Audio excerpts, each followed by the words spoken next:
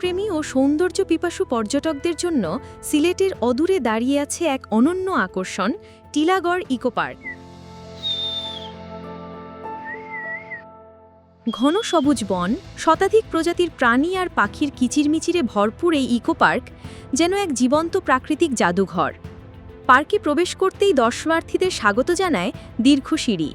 চারপাশে শাল, সেগুন, গর্জন, চাপালিশের সারি সারি বৃক্ষের ফাঁক দিয়ে ঢুকে পড়ে সূর্যের আলো। মাঝে মাঝেই ভেসে আসে অচেনা পাখির ডাক, আর নির্জনতার নীরবতা ভাঙে তার ঠোকরা চঞ্চু টুংটাং শব্দ।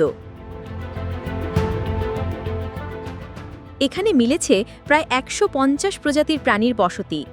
বিরল প্রজাতির বানর, বন মোরগ, গন্ধগোকুল থেকে শুরু করে মাঝে মধ্যেই চোখে পড়ে চিতাবাঘের উপস্থিতি। রয়েছে ধোড়া, বোড়া, আলোদ আর বিশাল আকৃতি অজগর সহ ৩০ প্রজাতির সাপ।